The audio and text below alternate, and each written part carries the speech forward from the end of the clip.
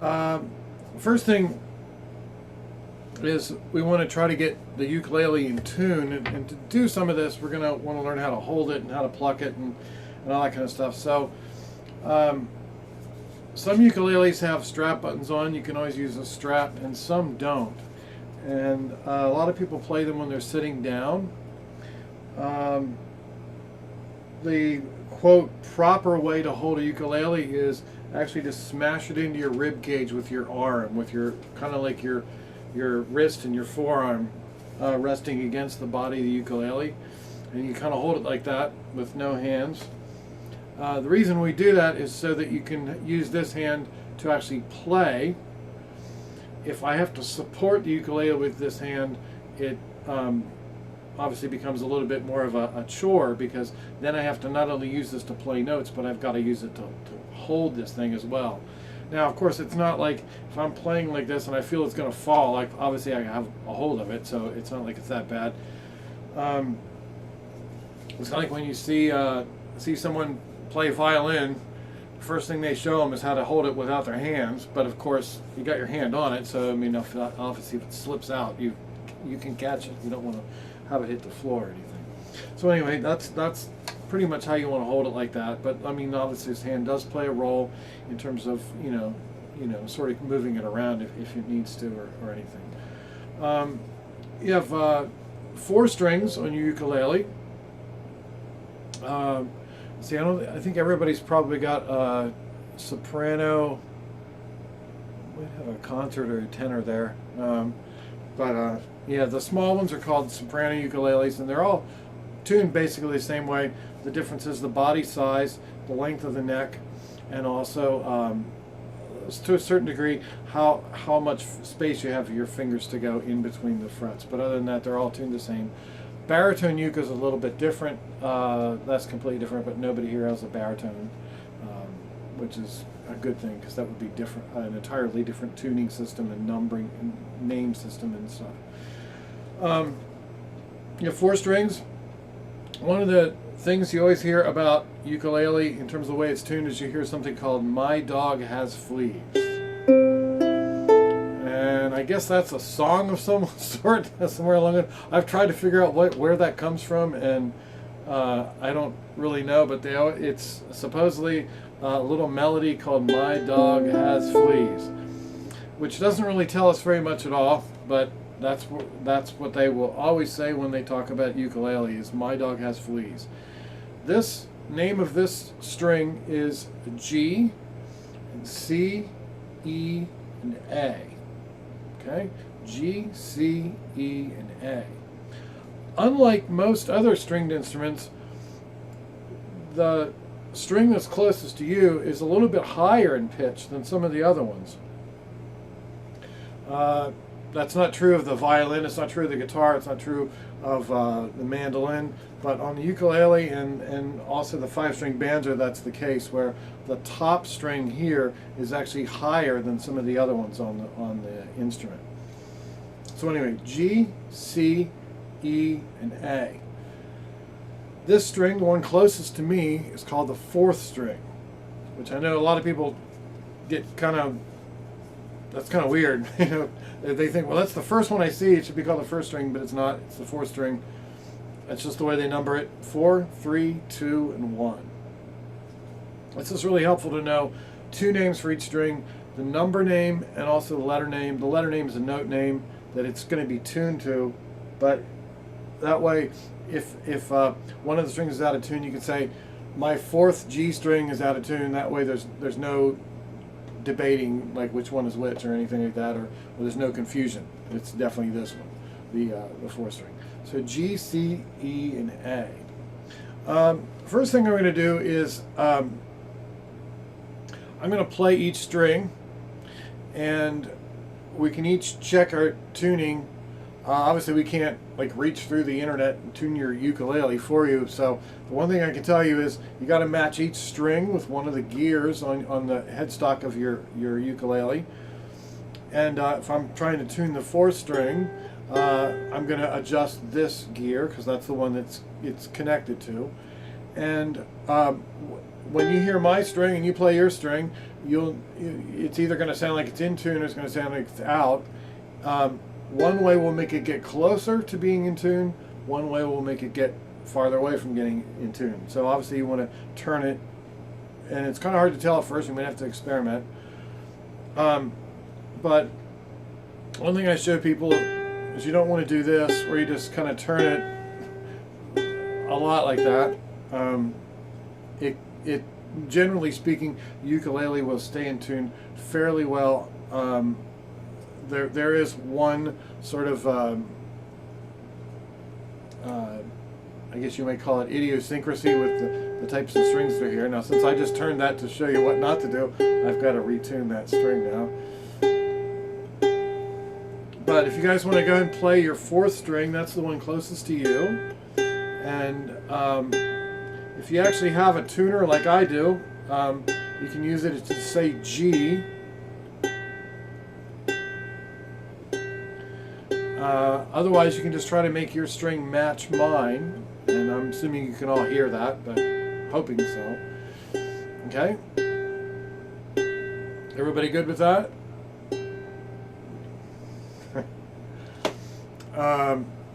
Next is the third string. Now the third string is going to be a little bit lower pitch. Okay, it's going to be C.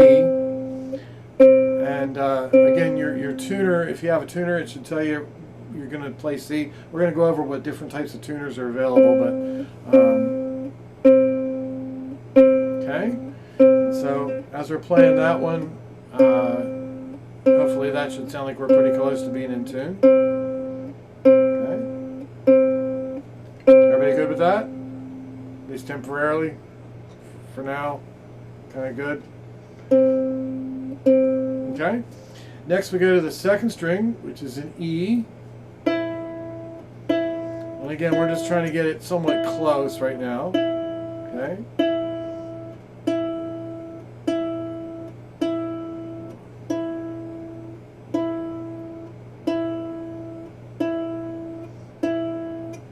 Everybody kind of good with that? Okay. And then finally the last string, the first string down here, is an A. Okay.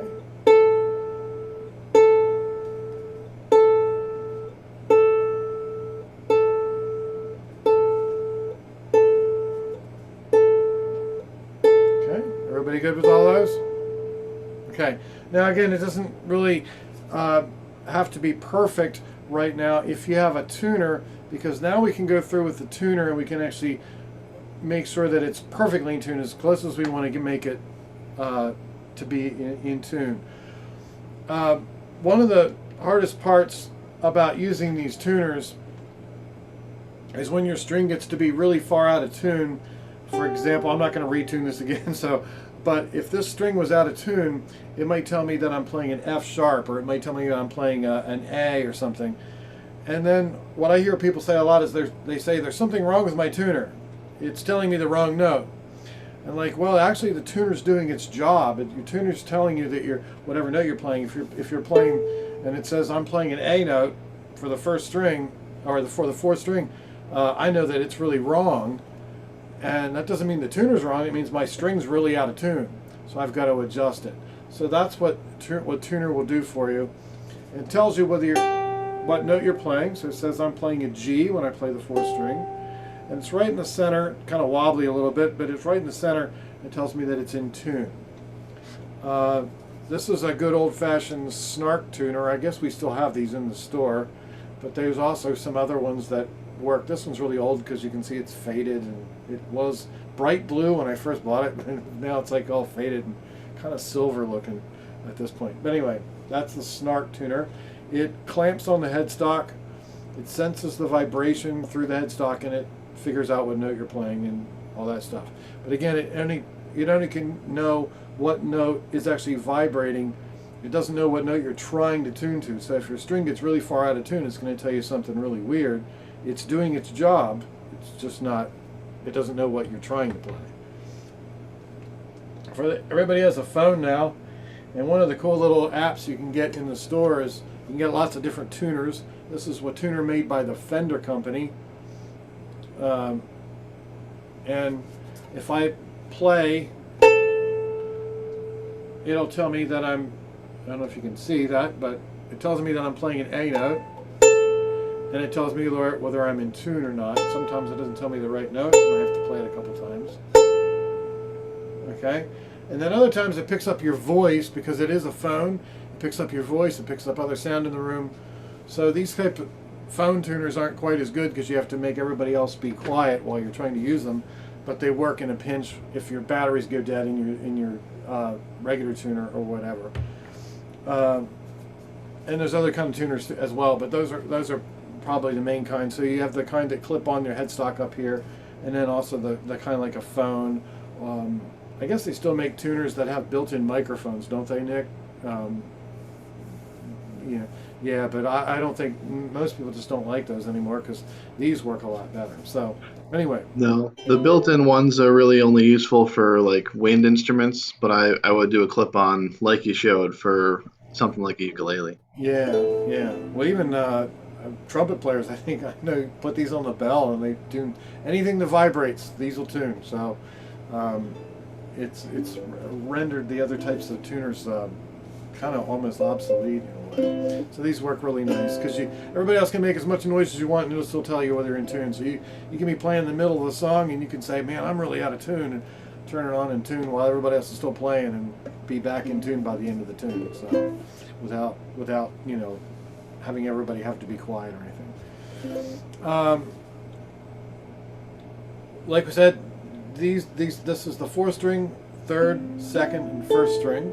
We're going to go down to the 1st string, and when you pluck single notes on the ukulele, many people use their thumb like this.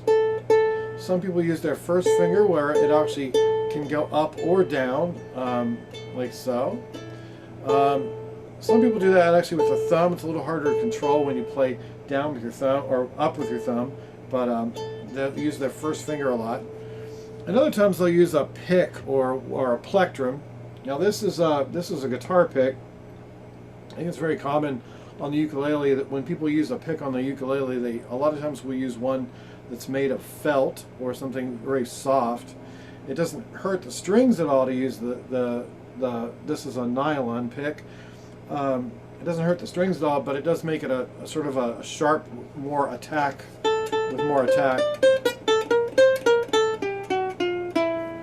kind of sound, as opposed to playing with your fingers, where it's a lot smoother,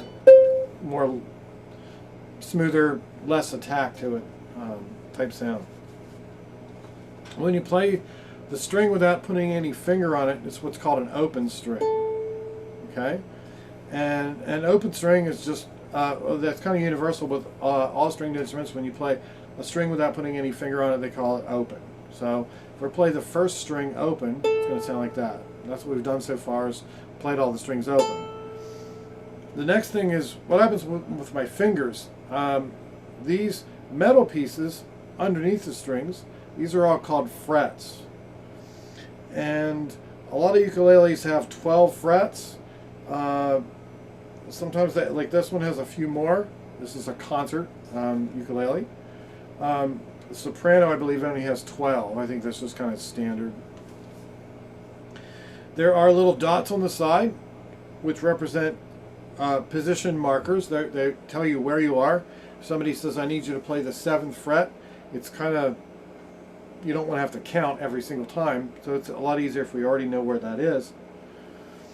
The 7th fret on the ukulele, they'll have a dot, sometimes at number 5. Sometimes they actually have one at 3, but they definitely have one at number 5. Then they have at 7.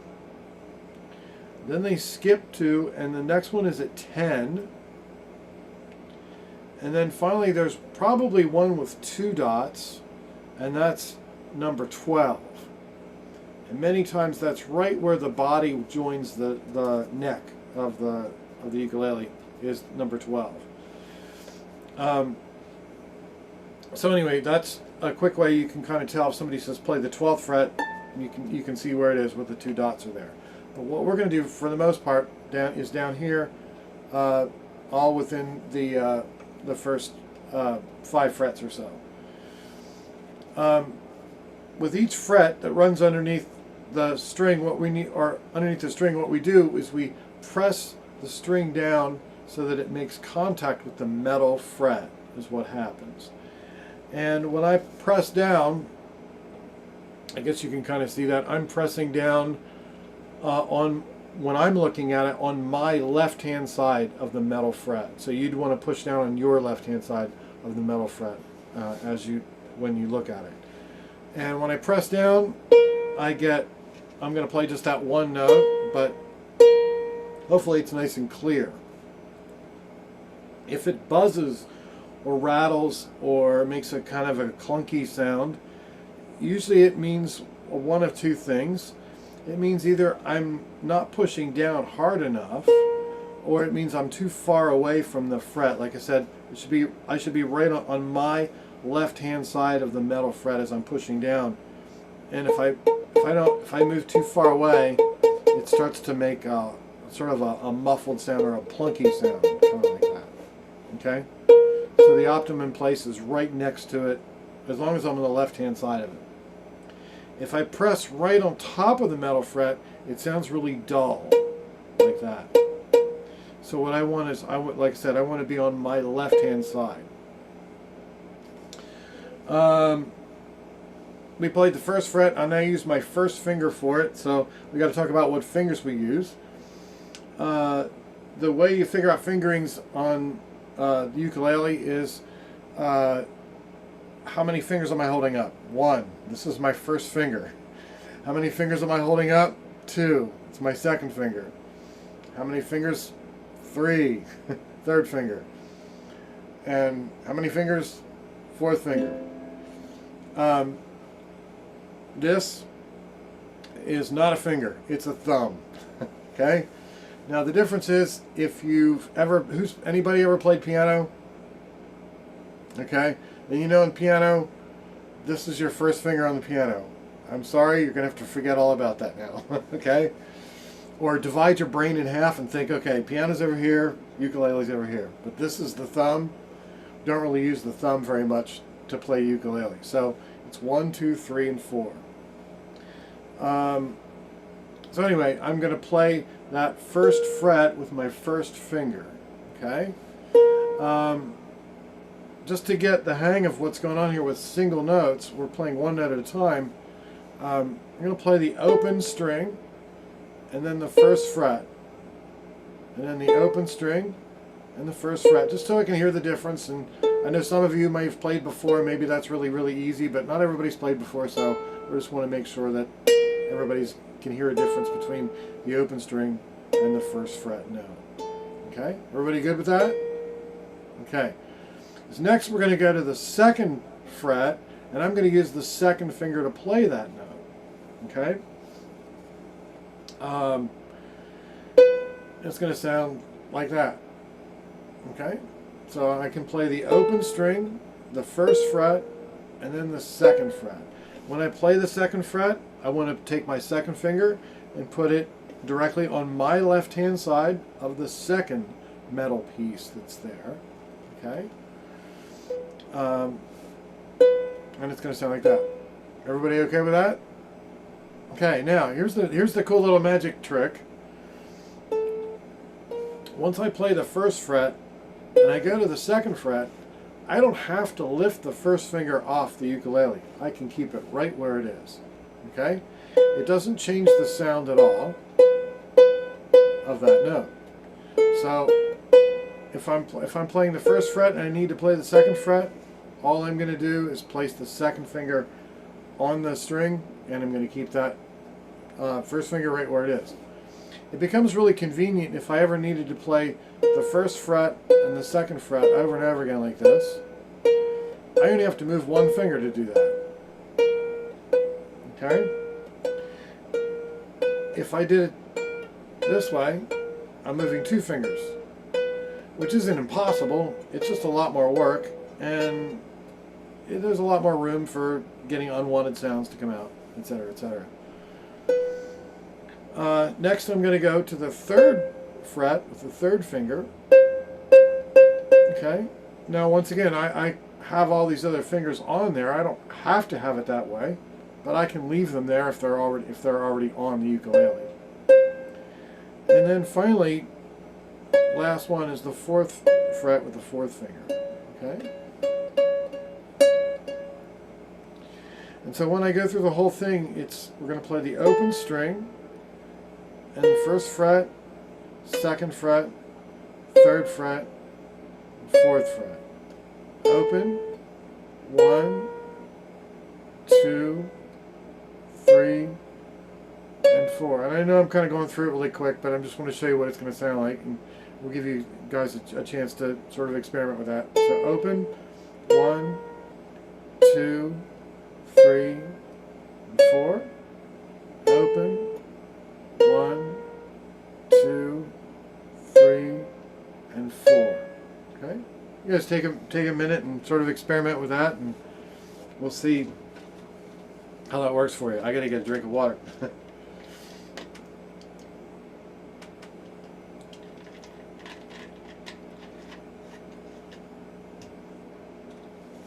Everybody okay with how that sounds and all? Every work okay? Now there's some people that might try to play that like this, and I want to point out that it's going to sound the same. If you close your eyes, you won't be able to tell a difference. So I just moved my 1st finger around, so it shouldn't sound any different. So everybody wants to know, well, why is it that we have to use different fingers for these notes? Why can't we just use one finger?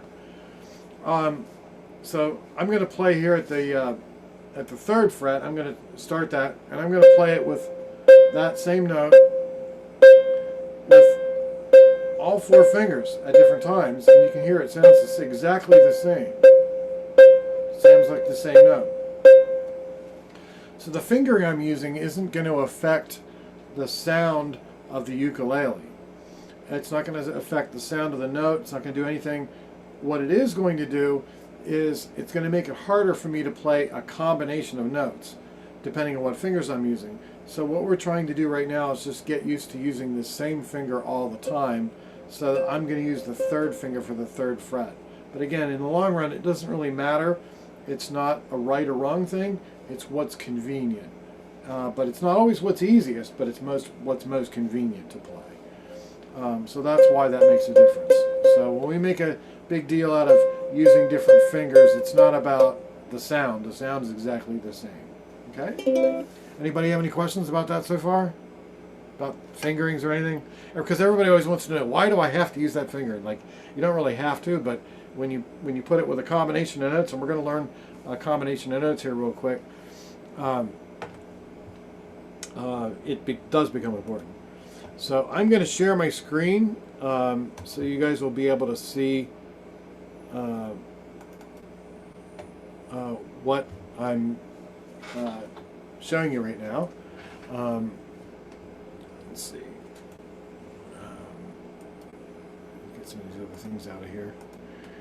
Okay. I'm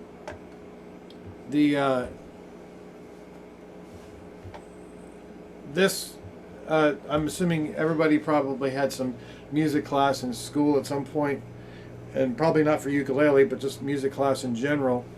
And so you would look at this and somebody might say, what is this? And you would say, well, the top part here looks like music. The bottom part looks like math class or something. So this thing right here, probably a lot of you might recognize from music class in school. That's called the treble clef. And obviously all of these over here are notes. Now that doesn't necessarily mean that we have to learn how to read them right now, but these are all obviously considered notes. This is called the C major scale, and these notes that we're playing here are going to be C, D, E, F, G, A, B, and C. That's the same scale you would play on a piano, you play on a trumpet, you play on a saxophone, you play on a marimba, you play on any instrument. It doesn't really matter. The C major scale is always the notes C, D, E, F, G, A, B, and C. What we're learning to do now is learn how to do it on the ukulele. That's the only difference between the scales in terms of different instruments and stuff. There is a way that ukulele music is written, and this is adapted from other instruments. I believe the lute was one of the first instruments to use this method of writing music. It's called tablature. If any of you know any guitar players especially, are more it's more popular. You'll hear guitar players talk about getting some tabs online. This is what they're talking about. They're talking about this form of writing music with the number system. So one thing right off the bat, as you can see, there's only 4 lines on this music staff, and each one of these lines represents one of the strings on your ukulele. And I'm trying to write with this little pencil thing here. The top line on this tablature staff represents the first string on your ukulele, which once again is the one closest to the floor. Okay, my dog has fleas. This is the fleas part. This is the G, C, E, A. So this is the A string on the top, and then 2, 3, and then the 4th string is the one on the bottom of the staff, and that's the one closest to me. So a lot of people say, well, that means I have to look at this upside down so that I can see this, which might seems to make sense. But if you print this out and then you lay the music on your lap and you look at the ukulele and look at your music, it's actually the same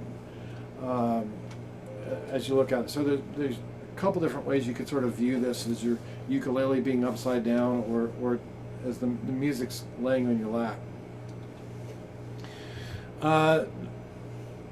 Then there's going to be numbers written on this tablature staff, and each number represents a finger placement. It represents where you're going to put your fingers, and it also represents what you're actually going to pluck with your plucking hand.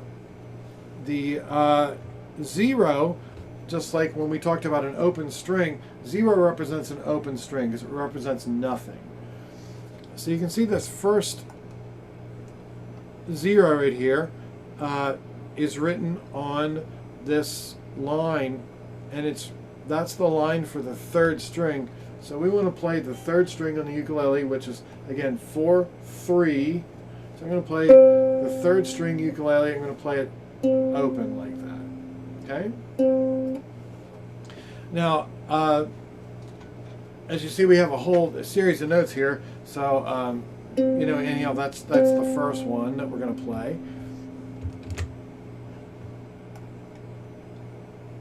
Now, this note is a 2.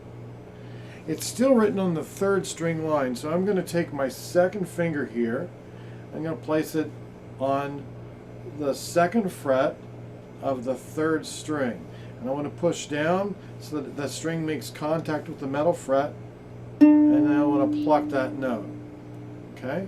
So what I got so far is open and then 2, like that. Okay?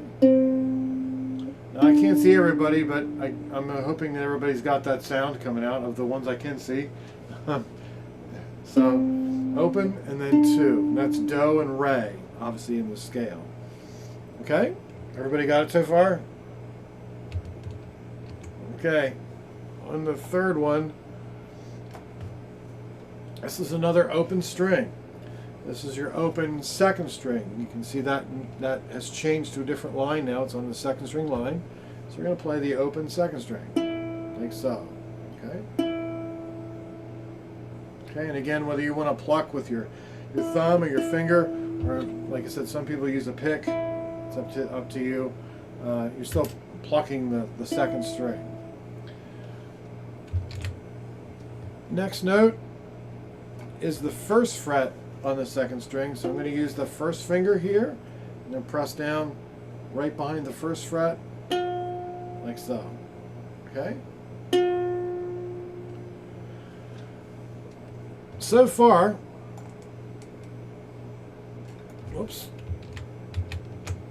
so far, we've done 4 notes.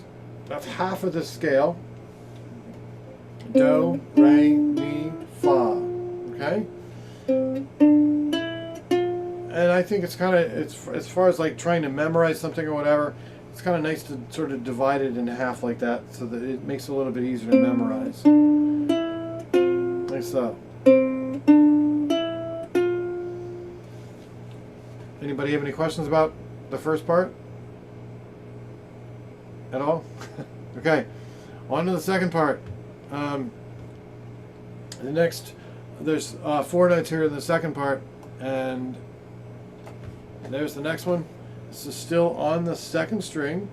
Now it's the 3rd fret, and once again we're going to use the 3rd finger to do that. Okay.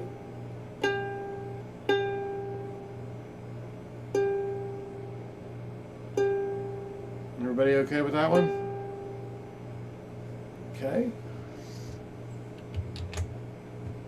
And then the last 3 notes are all on the 1st string. The open 1st string is the next one.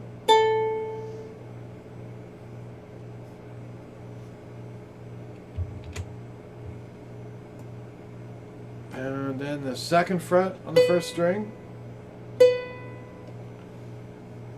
And then check this out. Again, I have my 2nd finger on there.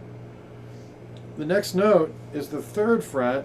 Rather than take my 2nd finger off, I'm going to leave it on there and play the 3rd fret like so. Okay? So I end up with 2 fingers on at the end. Okay? The whole thing then sounds like this.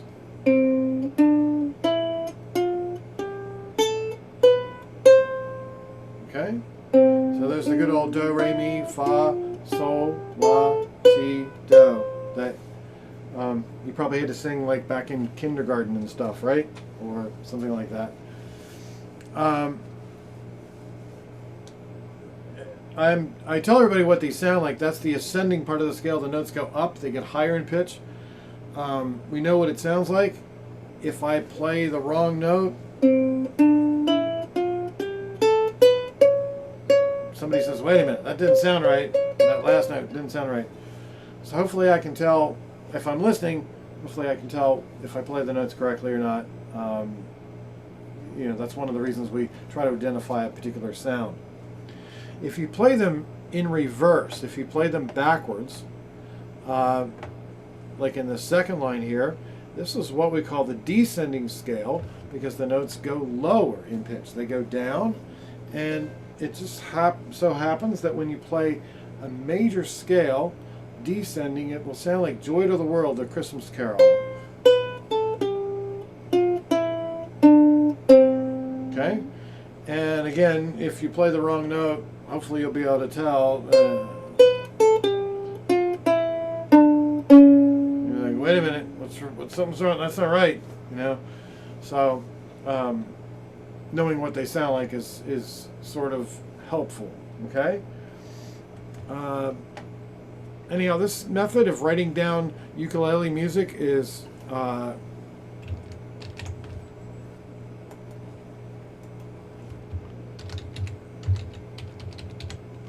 tablature. Okay, just for anybody who wants to know. Tab is kind of a nickname, but it's called tablature. That's this method of writing it on this 4-line staff with numbers and stuff. And the neat thing is, once you learn how to read tablature, you can start to play songs. This isn't lining up anymore, so I'm going to have to just get rid of that. Or maybe.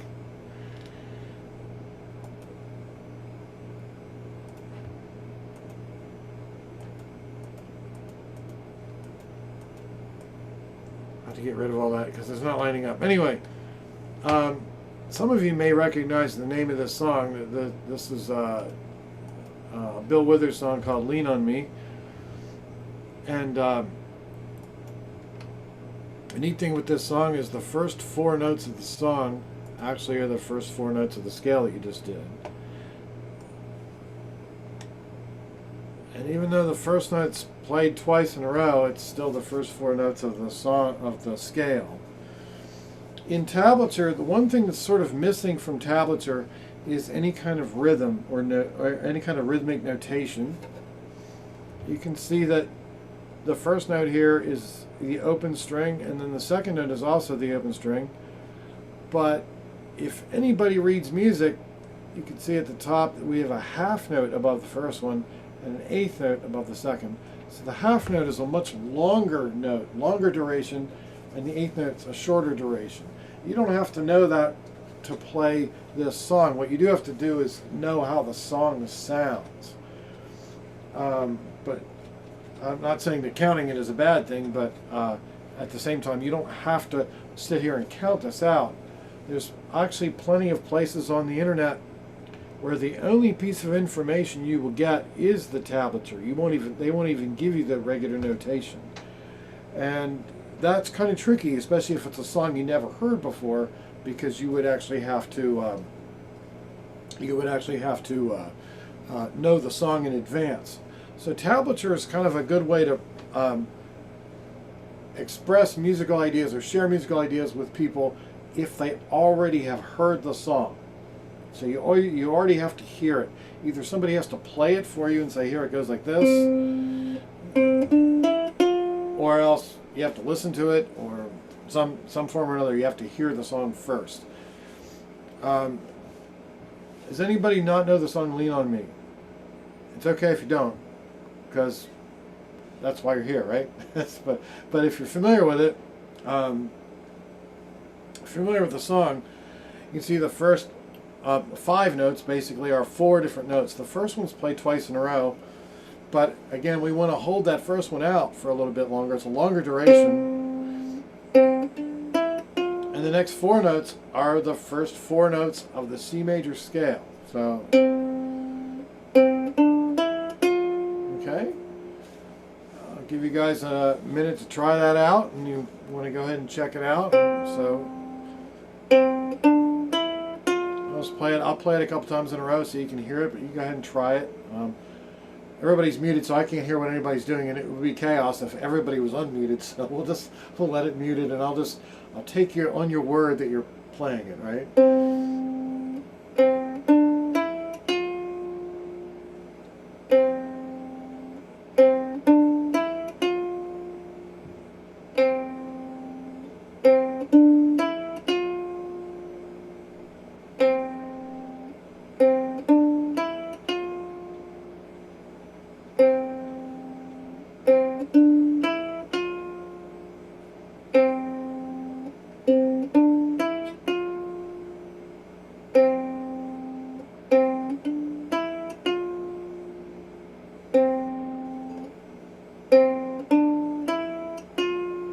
Okay, everybody good with that? Well, I'm not really saying you have to play it as fast as the song or anything like that, but just kind of, do we understand how it works and all that? Next,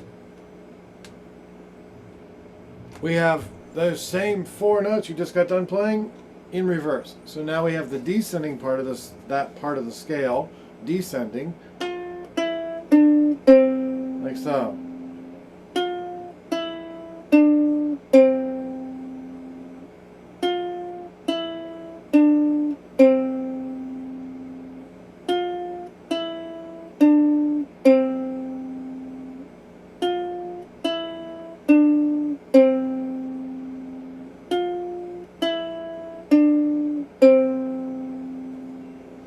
Okay, everybody with all that so far?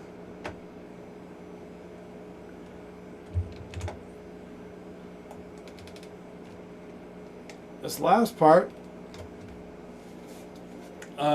again, we'll see that right here we have the same note played twice in a row. So we have to play it twice in a row. And then we got one note at the end. It's sort of by itself, I guess. You can kind of look at it that way, like that.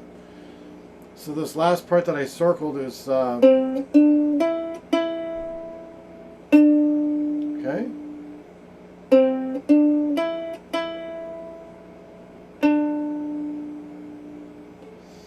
Now, just so you know what this is going to come together like, I'm going to play the entire part we just did from the beginning here right to the end of that first line, and it's going to sound like this.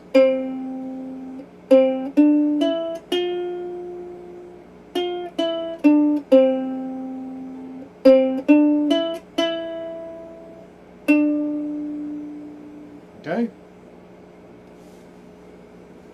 Once again, not saying you have to perfect it and get it down right now, but as long as you understand where your fingers go. Here's a neat little trademark about music. Is in music there's a lot of repetition. Sometimes they actually tell you to repeat things, and other times you just see it's written a second time. So if you look down here in the second line, you'll notice the first part of the second line is exactly like the first part of the first line. So that's like doing the homework once and getting double credit for it or something. So that's the same. Next part is the same as the first line. So again, that's you already learned how to play that. The last part right here, this is the part we have to sort of change a little bit for ukulele, because we need a note that you can't play on the ukulele to actually finish the song. But so it's sort of a little different than the melody in Lean on Me, but like that. So this is the part that's different. Okay?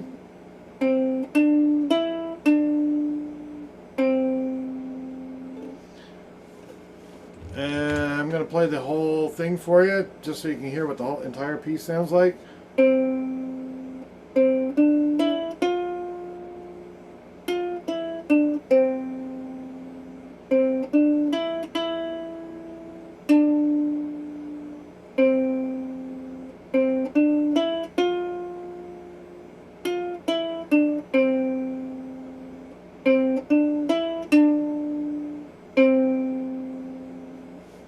Everybody okay with that?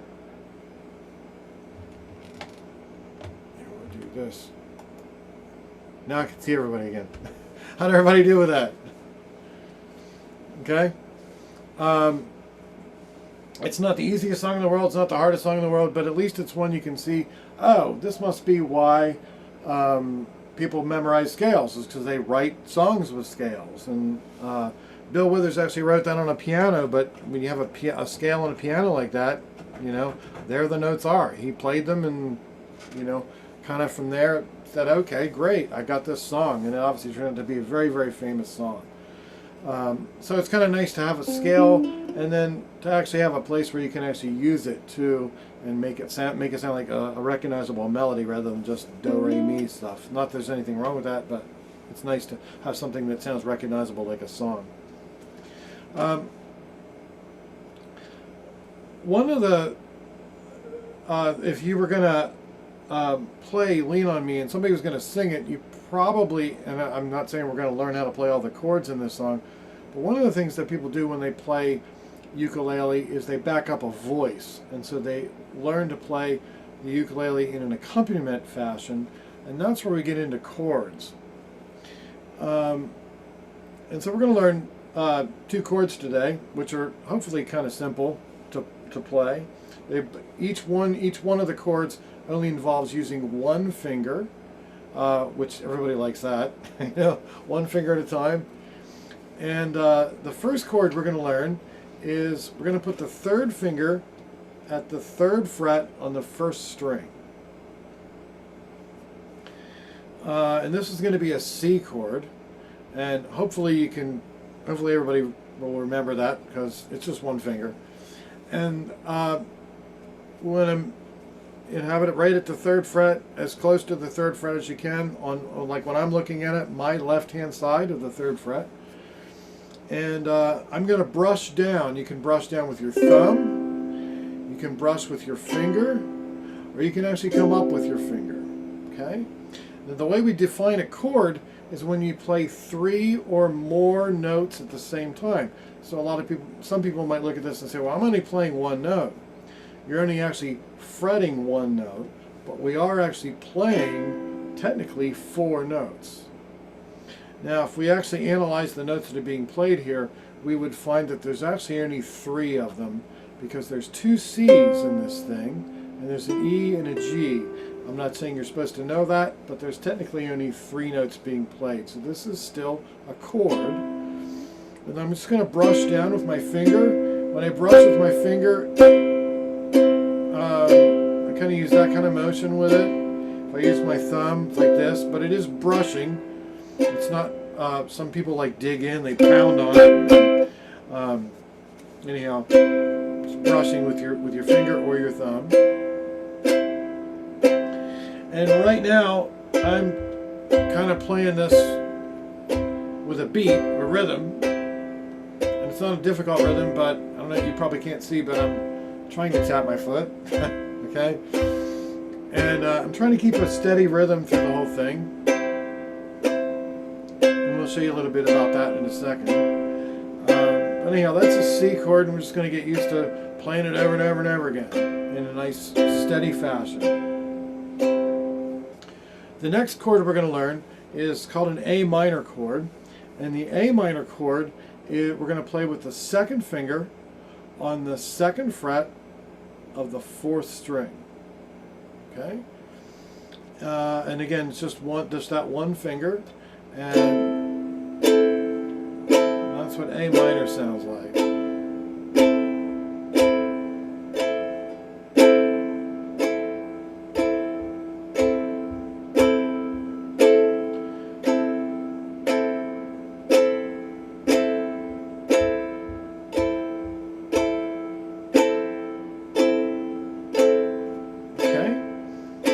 By the way, I guess all of you saw that Nick mentioned that the video of this lesson will be available for the next week. So if you forget any of this material, you can always come back and review it and stuff like that. And I believe he's also going to make the PDF, that the thing that I showed you on the screen, that's also going to be available or emailed to you or something like that, so that everybody can look at it and stuff. So if you do anything, you know, forget about where these fingers go for the chords or whatever, it'll all be in the video. You can go back and review and stuff like that. I'm going to show you, I guess you guys can hear that, right? Anybody know what that is? I asked that to one person one time, and I said, "Do you know what that is?" He goes, "Yeah." I said, "What is it?" And he goes, "That's the devil." This is kind of funny. But I think a lot of people end up thinking that the metronome like that is a devil. It's called a metronome. And what a metronome does is it gives us a steady beat. That's all it does. I know, I ask people sometimes, what does a metronome do? And they say it keeps the beat for you. It's like, nope, doesn't do that. Doesn't do that at all. It's like asking a carpenter what a hammer does. A hammer does not hammer the nail in the board. That's not the hammer's job. The carpenter does that. He uses the hammer to do it. The hammer is a tool.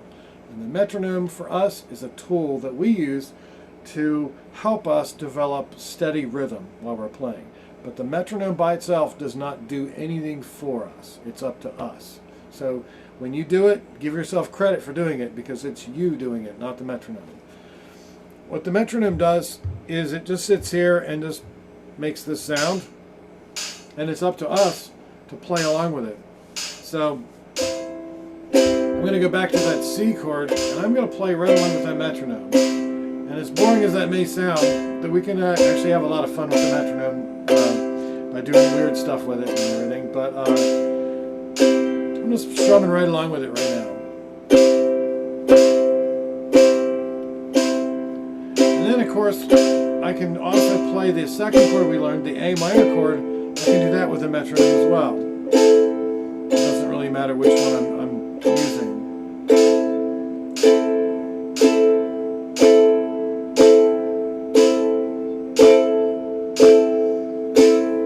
Now, if any of you have ever played a chord instrument like this before, like whether you played a guitar, or maybe banjo, or ukulele, or mandolin or something, one of the hardest things you have to do is go from one chord to the next chord, and you can't stop in between.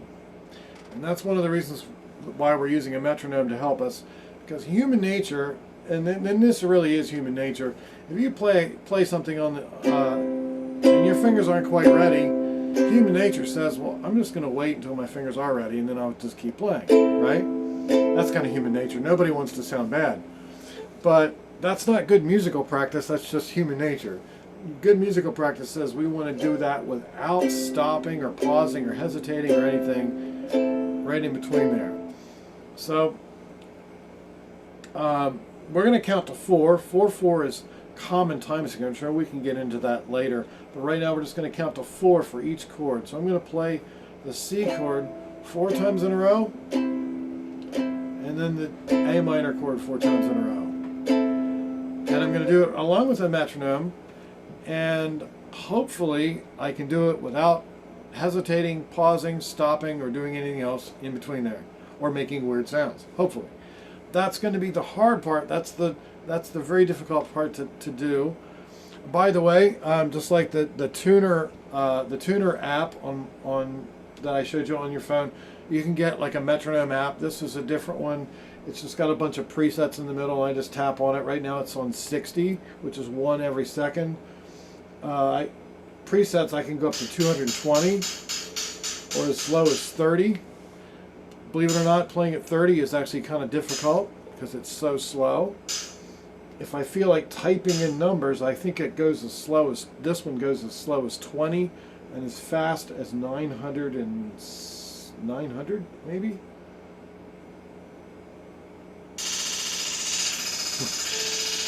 Everybody always wants to know what that sounds like, so there, now you know what 900 sounds like. Nobody's going to play that fast, ever. So we're going to start at 60. And what we're going to do is we're just going to play 4 of each chord. 1, 2, 3, 4, and then the A minor. 2, 3, 4, 1, 2, 3, 4, 1, 2, 3, 4, C, 2, 3, 4, A minor, 2, 3, 4, C, 2, 3, 4, A minor, 2, 3, 4, C, 2, 3, 4, A minor, 2, 3, 4, C, 2, 3, 4, A minor, 2, 3, 4, C, 2, 3, 4, A minor, 2, 3, 4. How'd everybody do with that? Easy? Difficult? In the middle somewhere? The metronome, like I said, it's on 60 right now. So when you get to that, when you get to the point where you can do it at 60, and you say, okay, I'm doing really good. The next thing people do a lot of times is they'll say, okay, I can do it at 60. I'm going to go 120 now. And that's probably not a good idea. Probably one of the best things you can do is do it in increments, a little bit at a time. I do it like maybe 5 beats a minute faster, so I'll go to 65, which probably is going to sound about the same, but that's the idea. You try almost trick yourself into playing faster. So if I tried at this speed, 2, 3, 4, C, 2, 3, 4, A minor, 2, 3, 4, C, 2, 3, 4, A minor, 2, 3, 4, C, 2, 3, 4, A minor, 2, 3, 4, C, 2, 3, 4, A minor, 2, 3, 4. And I don't know if you could tell, you could tell probably it's a little bit faster, but it's not so much that it's going to fall apart. And so that way it kind of forces you to go a little bit quicker, but yet not to the point where you just can't do it at all. And so if you bump up the speed a little bit, now you will reach, every day you'll probably reach a point where, okay, that's it, I can't go any faster, I'm making a lot of mistakes, and that's fine. You'll probably notice that fluctuates from one day to the next, but over a period of a week or two, you'll probably notice your average speed going up, okay? And it's not so much that we want to be so totally focused on speed, but that usually helps that's a good gauge of how well you know a particular chord or whatever. Now, of course, there's always going to be chords that are difficult, where you might need 4 fingers or something like that. And in cases like that, that's just going to take time. You can't, like these chords have 1 finger, so okay, you learned them pretty quickly, and you probably are fairly fluent with changing back and forth between them. Also, once again, just a little bit about fingering. With the C chord that we did use the 3rd finger. It doesn't really matter what finger you use, but we are trying to work on a fingering that allows us to play other chords as well that we may have not learned all of them yet. So, same with the A minor. Some people like to use the 1st finger for that, but that does not allow us to change with some of the other chords that we might be doing. So it is kind of helpful to make sure that we use the right fingers. It's not because I said so, it's because it's just going to make it easier for you to play other things in the future. I guess we had a couple minutes left. Does anybody have any questions about anything, about the metronome, about tuning, playing chords, playing notes, tablature, any of that stuff? Because, I mean, I'm sure somebody must have some questions about something. I don't know how to tune. Excuse me? I don't know how to tune. Okay. Well, the first thing up, I don't know, can you see the chat screen in Zoom? Is this recorded? Yes, it is. Yes. Are we going to be able to go back and look at it? Yes. Okay. Okay. Because my daughter was late to class, the session, so we might have missed those directions. Okay. In the chat screen, I'm not sure if you get all of it, but in the chat, you have to push chat at the bottom, I think. And I'm not sure if all that stuff shows up for you, but there was some. There's nothing in the chat box. Okay. I think I might be able to copy and paste it here. These letters that I just pasted in there those are the notes that the ukulele is tuned to. And they make these kind of tuners here that clamp on the headstock. They basically work on vibration. It senses the vibration, and then it'll tell you whether you're playing that note or not. There's also tuners they make for the phone, which would do the same thing, except they pick it up through the microphone, not through the vibration. And plus they'll be in the beginning of this video. I don't know, it's probably 5 or 10 minutes in or something like that. And then there's probably like websites you can go to that have tuners on them as well. Okay. Okay, thank you. And so will you email the group the recorded lesson, or how do I get the recorded lesson? If you look on your screen, there's a guy named Nick. He will be, I believe, emailing. I'm not sure if it's going to be. He'll email you. It might be a link to the video, I think. Right. I don't think he's going to actually. The video is probably pretty big. Yeah, it'll be a link to where you could watch the video anytime over the next week until next week's lesson. Then that'll replace this one. So I'll send that out pretty soon. Yeah, as soon as it's processed and ready. Yeah. Usually, I know I've recorded them before, and it usually takes a minute or two for it to sort of render itself at the end of the lesson. Right.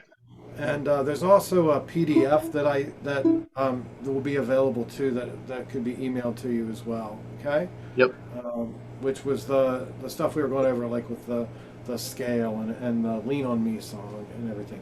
That stuff will all be available for everyone to use. Okay. Yes.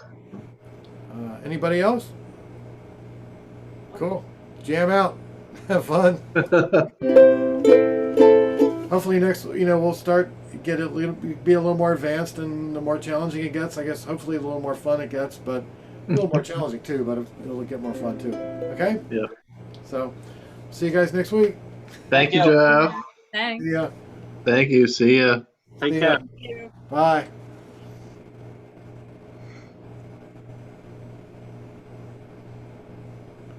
I guess you've noticed now my voice is shot. Yeah, you've had 7 hours of teaching, 6 hours. Yeah, well, Great today. it's so weird because, like, when you're in a room with somebody, you hear your voice, but with this, you don't hear your voice coming back, and so you have no clue how loud you're talking or anything. And Right. I can just tell by the end of the day, it's every day, I can just tell my voice is hoarse. Mhm. So, so anyway, I'll see you later. I'll email See my ya. thing to you as well. So see ya. Okay. Bye. Bye. Bye, Jeff.